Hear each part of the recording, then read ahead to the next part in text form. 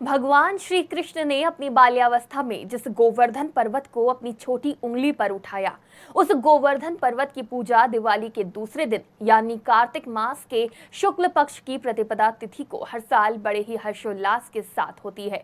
पर इस बीच एक चौंकाने वाली बात भी सामने आई है कि इंद्र के प्रकोप से जिस गोवर्धन पर्वत ने पूरे गोकुल वासियों को बचाया, अपनी छत्र छाया में शरण दी, अब इस महाप्रतापी पर्वत का आकार घटता जा रहा है। आखिर क्यों हो रहा है ऐसा, और क्यों गोवर्धन पर्वत के पत्थर कहीं नहीं ले जा सकते? आज गोवर्धन पूजा के दिन सब बताएंगे आपको। साथ ही गोवर्धन पर्वत से जुड़ी मान्यताएं भी आपको अपनी इस रिपोर्ट में बताएंगे। नमस्कार, आज की खबर में आपका स्वागत है। मैं हूं आपके साथ शिखा मेहरोत्रा। आप सभी को गोवर्धन पूजा की ढेर सारी शुभकामनाएं। दिवाली के दूसरे दिन यानी कार्तिक मास के शुक्ल पक्ष की प्रतिपदा तिथि पर गोवर्धन पूजा की जाती है।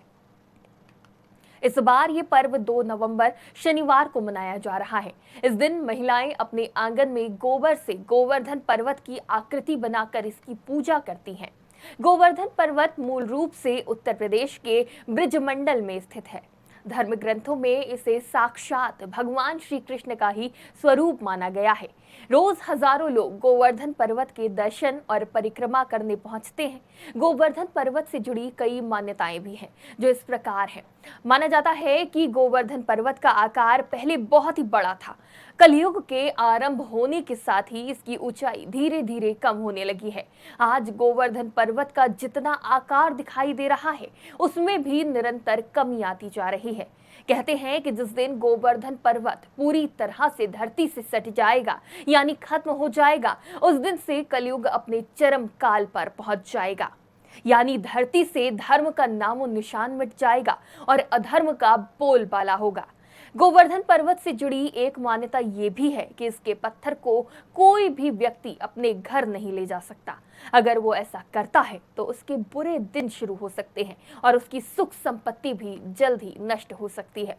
गोवर्धन पर्वत के पत्थर को अधिक से अधिक 84 कोस तक यानी ब्रिजमंडल की सीमा तक ही ले जाया जा सकता है। इसके आगे इसे ले जाना महापाप माना गया है।